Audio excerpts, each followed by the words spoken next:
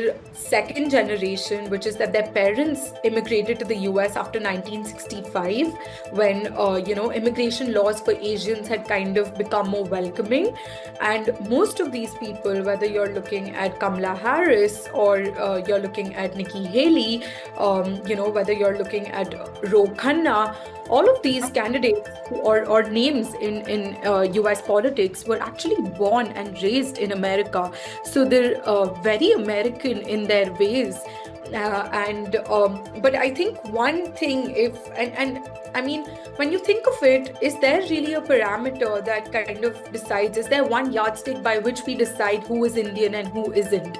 But I think what's very interesting, and what I personally think ties them to India or makes them Indian in some ways, is the pride with which they recall or hold on to their roots. President of the United States, Kamala Harris.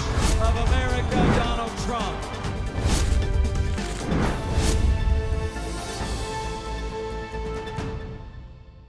Hello, viewers and readers of the Indian Express. I am Flora Swai, and you're watching our comprehensive and detailed coverage of the 2024 US presidential elections.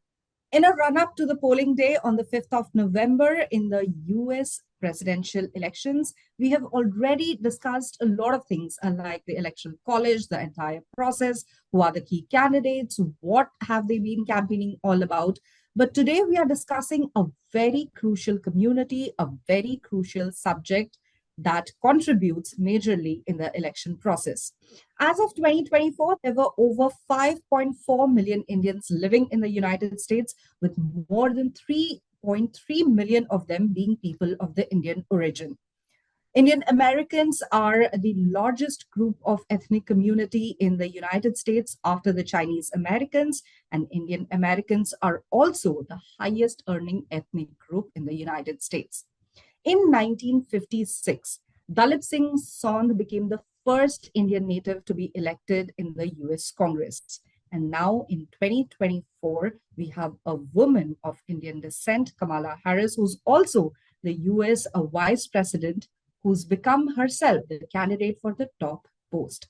And to discuss the contribution, the role, and the involvement of Indian Americans in the US presidential polls, we have with us today Nikki, who's a sub-editor with the research team of the Indian Express. Nikki, welcome to the show. Hi, Flora. Thanks for having me. Hi. For starters, let's start with the significant contributions and how Indian Americans have played a role in the US elections over the decades. Thanks for that, Flora. So I think when we look at history, we go right back to the late 19th century. Very few would know that it was in the late 19th century that we see Indians moving to the US in large numbers.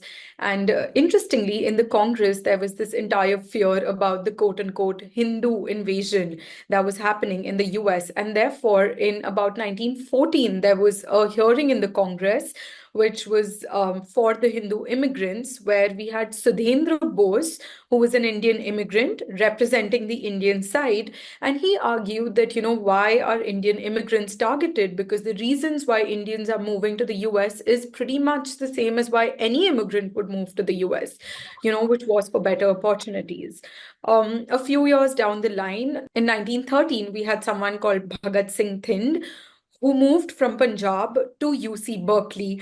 And it's very interesting that a lot of the Indians who first moved to the US moved to UC Berkeley. So for some reason, the University of California, Berkeley happens to be the hub where initial Indians and even Indians today love moving to study.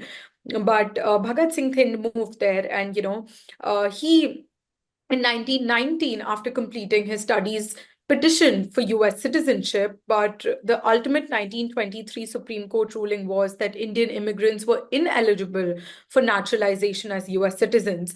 So it was Thind who, in some sense, started this fight for, justice and equal rights for Indian immigrants. And this was later taken up in 1920, after 1920, by someone called Dalip Singh Saund. So he again in 1920 moved from Punjab to UC Berkeley, where he studied mathematics at the master's level and then a PhD. Now, when he graduated after a PhD, he naturally wanted to move towards academia.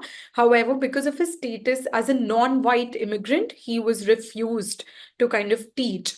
And so he turned to Southern California, where he took up farming. And for the next few years, while he was engaged in farming, he passionately fought for Indian immigrants. 1946 was the year that a law was passed which allowed Indian and Filipino immigrants to gain citizenship in the US. And, Saund's efforts were instrumental in this. 1949 was the year when he gained citizenship himself. And 1956 was when he became the first native of India to be elected to Congress. And what was very interesting is that he won in, the 29th congressional district of California, which was a Republic-leaning district. So his victory was important not just because he was Indian, but because he won as a Democrat in a Republic-leaning district. And although we wouldn't have an Indian American, so to say, for the next 5 decades until Bobby Jindal in 2004, I think Saund's efforts and his role as an Indian American in the US was foundational in inspiring multiple generations to kind of engage with politics and run for office in the States. Absolutely. Can you tell us who are some of the influential Indian origin politicians you think have paved the way for this current lot to make a difference? I think one of the names that resonates with anybody who would have read a little bit about Indian Americans is Bobby Jindal. Now, Bobby Jindal moved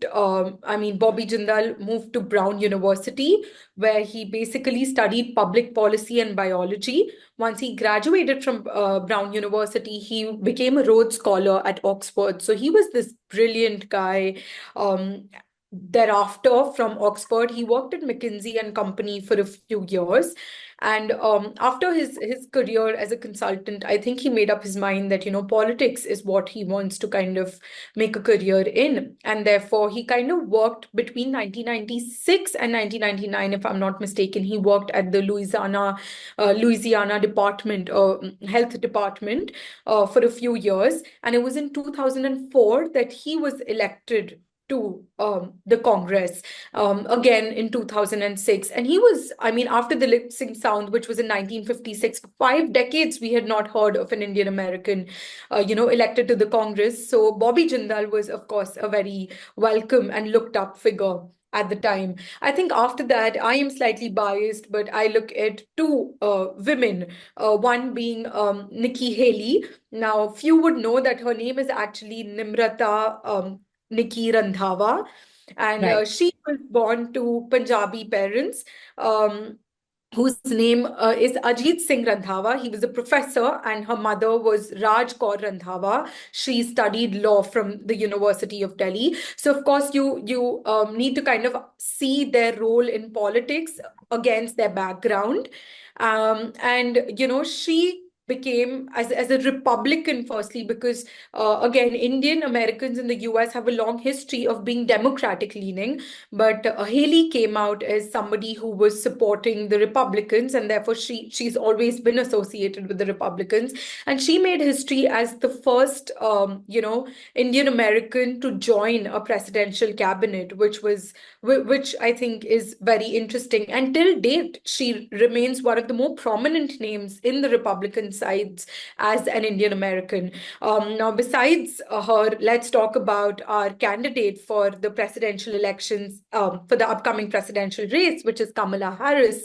Now, Kamala Harris was born to Shamala Gopalan, her mother, and she has very interesting Afro-Jamaican roots from her father, who and Asian American root from her mother's Tamil Indian heritage. Now, she has been serving as the 49th Vice President since 2021, and she is the first woman, the first African Asian, and also the first Asian American to be holding vice presidency. And let's see what the presidential race has in store, but she's definitely a candidate. So these are a few names, but definitely the fact that these women have carved a niche for themselves in US politics is remarkable in its own way. It is definitely commendable, but can you tell me in what ways, because I'm sure the Indianness, the embedded Indian culture, sets them apart. In what ways do you think the typical Indian cultural values impact the political strategies of such candidates? Flora, what's interesting is, and I talk about this in my article as well, that do these Indian Americans consider themselves Indian in the first place? Their second generation, which is that their parents immigrated to the US after 1965, when, immigration laws for Asians had kind of become more welcoming. And most of these people, whether you're looking at Kamala Harris or you're looking at Nikki Haley, whether you're looking at Ro Khanna, all of these candidates or names in US politics were actually born and raised in America. So they're very American in their ways. And But I think one thing, if and I mean, when you think of it, is there really a parameter that kind of decides? Is there one yardstick by which we decide who is Indian and who isn't? But I think what's very interesting, and what I personally think ties them to India or makes them Indian in some ways, is the pride with which they recall or hold on to their roots. So let's talk about Nikki Haley. I think in several accounts she's spoken about how her mother was in Amritsar, when the Jallianwala Bagh massacre took place. And, she talks about how her grandfather's experience in the British colonial army is something that, has determined her family's inclination towards politics. Talk about Kamala Harris, her grandfather, P.V. Gopalan, her maternal grandfather, P.V. Gopalan, was a very prominent Indian civil servant. And in her autobiographies, Harris talks about how her idea of politics and governance in her early stages, she kind of credits those early, conversations to her grandfather, who, while walking on the beach in Chennai with Kamala Harris, would talk to a young Kamala about politics and governance.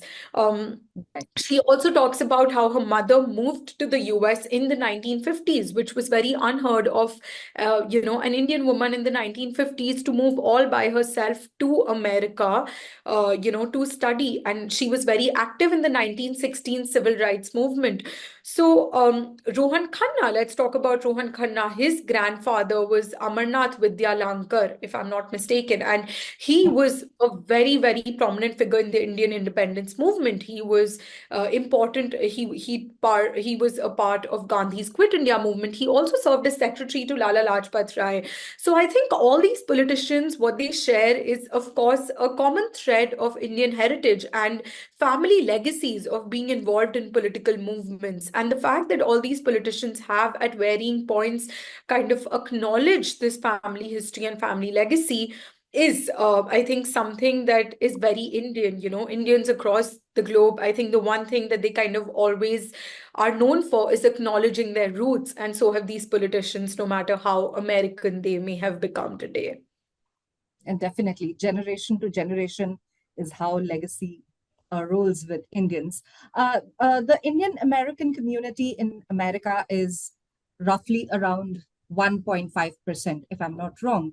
How significant, I mean, 1.5%, if you see, is not that huge a number, but how significant do you think is the Indian American vote in the presidential elections? And this is a two-pronged question. And the second part to this question is, which factors do you think influence their voting?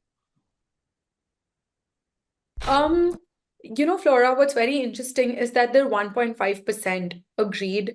But what's also very interesting is that they have one of the highest median incomes amongst most ethnic groups. So they are the wealthiest kind of, groups of immigrants. And there's a book which is called The Other 1%, which is co-authored by, Sanjay Chakrabarti, an academic, all of whom are academics and authors, in fact, Nirvikar Singh and Devesh Kapoor. And they basically talk about this, that despite just being 1 to 1.5% of, the larger electorate, they are the wealthiest. And Indian Americans in the US are known as the model minority, because unlike other stereotypes which are unlike stereotypes which are associated to other immigrants, as people who are involved in crime and who are impoverished, Indian Americans are actually seen as very successful in a wide range of fields, including medicine, law, tech. So what's very important is that they may be a smaller number, but they're a very wealthy population. Look at Vinod Khosla, for example. So he is an Indian American businessman who moved, Yes. I think in 1976 to the US. He went on a fully sponsored scholarship to study at Carnegie Mellon University. And thereafter, he struggled and he got his way through Stanford for an MBA degree. Today, Khosla Ventures has assets worth $15 billion. And, he invested in about 400 companies. He's one of the most important fundraisers for the Democratic Party this presidential race. He is the most important fundraiser. He has been he's kind of been funding parties both from the Republican and Democratic sides, depending on whose climate policies he aligns with. But he's hosted Barack Obama, he's hosted Joe Biden, and he's kind of promised his support to Kamala Harris. So I think one of the things that we need to keep in mind is that their vote, of course, although they're just 1% of the electorate, in one of my interviews, one Indian American told me that our vote may not matter, but our money does, which was a very interesting way to put it. I think the other reason why Indian Americans become very important is from the domain of foreign policy. India's rising importance in US foreign policy, particularly as a rival to China in the Indo-Pacific, makes them very, very important. And it is a community that both parties cannot overlook. I think a third factor besides, wealth and IR, Flora, is what you mentioned in the beginning, which is the swing states. Now, when you're looking at the swing states of Georgia, when you're looking at Pennsylvania, when you're looking at Michigan, North Carolina, now some of these states have very concentrated groups of Indian Americans, and swing states, as you may know, they're very important in determining the election outcome. So, while Indian Americans are just 1% of the electorate, and many of them are very recent immigrants who may not be voting, their vote doesn't count, but various other factors, including their importance in IR, including their wealth, including their, some of their presence in the swing states, makes them very, very important in this presidential race and makes them count in some way or the other. So that's answering the first part of your question. The second part, Flora, is that according to data by RP, which is a leading research and policy organization based at UC Berkeley, 55% of Indian Americans lean Democratic or identify as Democrats. But when I was speaking with, Professor Sanjay Mishra, who teaches at Drew University, or Sanjay Chakrabarti, I mean, what everybody told me was the understanding by and large is 80% of the Indian Americans vote Democrats. And there are two major reasons for this. The first being its pro-immigrant policy. Now, you see most Indian Americans who are recent immigrants, and immigrant policies really matter to them. When they can get citizenship, how long they can stay in the US as immigrants, whether they can move there and work post studying are very important considerations for the Indian Americans. And the Democratic Party's pro-immigrant policy is is very important. And I think the second factor why Indian Americans are democratic leaning is, Sanjay Chakraborty told me this, was because of the Republicans' pro-Christian stance. It doesn't sit well with Indian Americans, really. And besides, I think some other scholars I spoke with said that more liberal abortion policies, when it comes to the Democrats, is something that kind of resonates with the Indians. So while the Republicans may have lower taxes, etc., um, two core identities being that they are pro-Christian and that they have very strict immigration policies, kind of draw the Indian Americans away from the Republicans. Yeah. Of course. Speaking about the issues, we spoke about these deep-rooted Indian values and culture. How do you think this entire immigration narrative and coming from a diverse background has affected the political strategies of Indian origin candidates? That's a very interesting question. And when I was kind of reading up and writing about this, the first when I looked up records, one of the speeches given by Bobby Jindal around 2015 was, he started with a question. He said that, his father had told him that they moved from India to America to become Americans. So they want to be Americans and not Indian Americans. And there is a whole question that, I don't know if we'll have an answer yet, but is there anything such as an hyphenated American? No.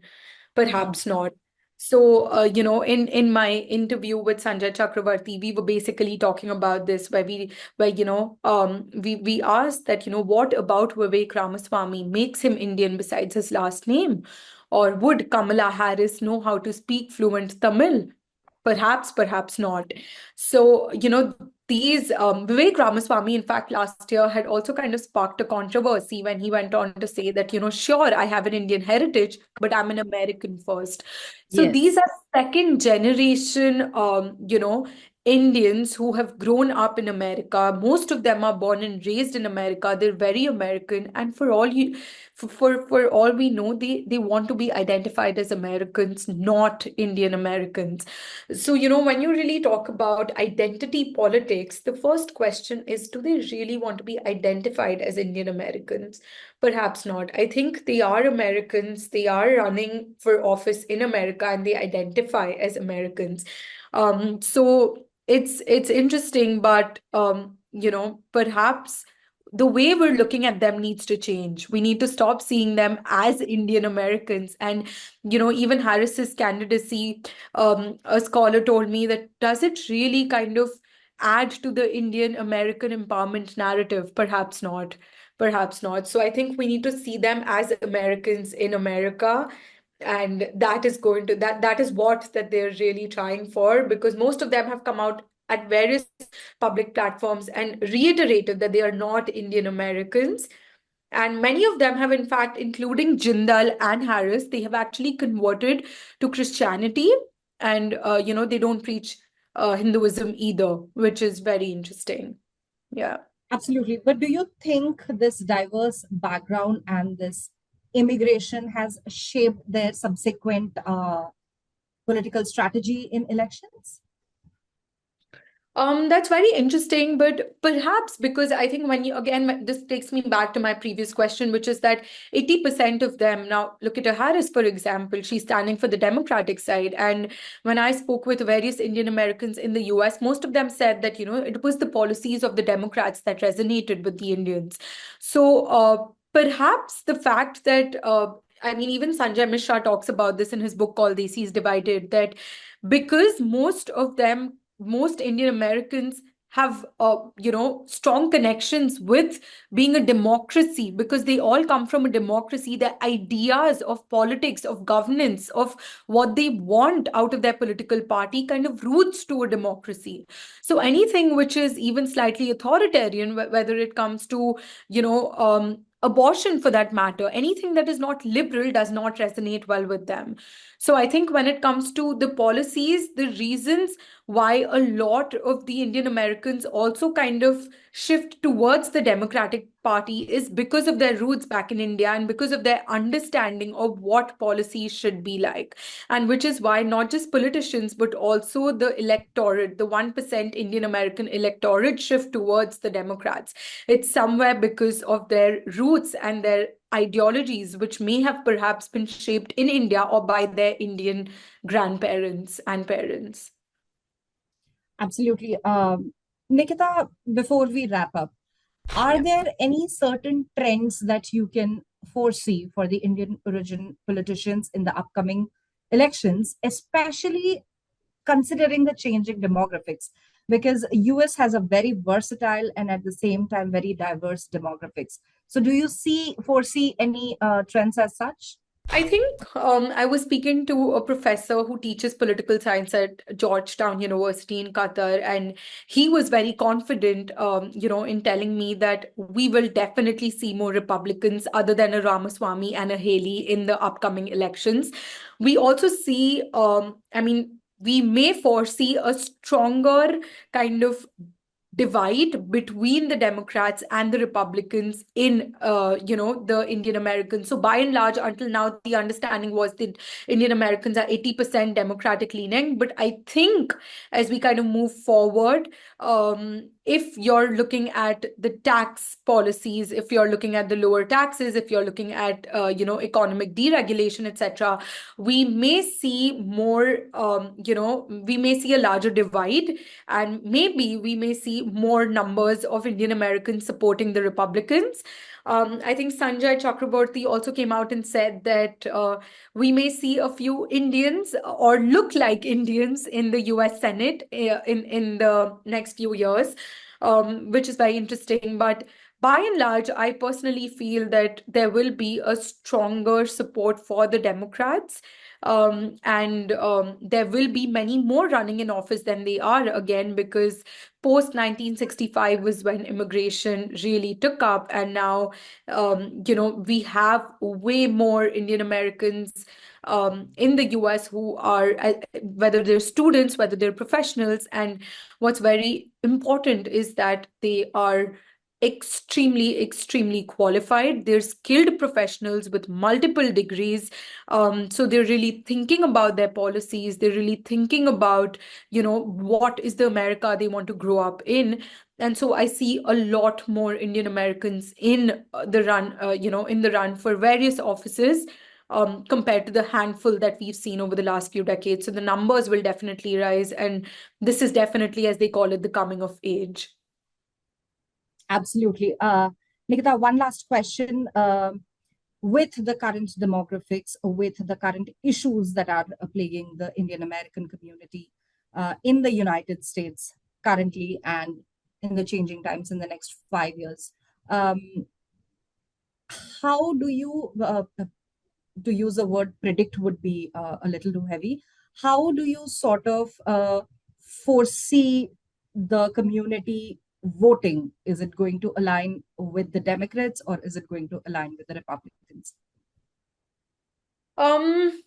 If you really ask me to quote unquote predict, I do think that so long as the Democratic Party's pro-immigration policies continue, Indian Americans will continue to side with them.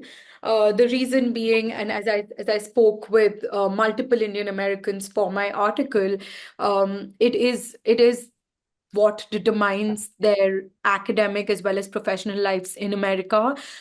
We have a huge population each year, particularly of students that moves to the US to study and, lives the American dream to kind of, graduate and get a job and live in America. And all of that depends on, their visas and whether they're allowed to stay. So long as immigration policies are easier, lenient, and more welcoming for Indian Americans by the Democrats, they're going to be, leaning towards the Democrats than, than the Republics for sure. But yeah, the rest, I think time will tell, and you and I can just sit and watch. Yeah. Absolutely. So, how the 1.5% roughly of the Indian American community votes on the 5th of November and decides who will clinch the Oval Office in the 2024 US presidential elections is for us to see. We at the Indian Express will be watching with our panel of experts. Nikita, thank you for joining us. And for more updates and analysis on the 2024 US presidential elections, stay tuned to the Indian Express and don't forget to like, share, and subscribe to the official YouTube channel. Thank you for watching.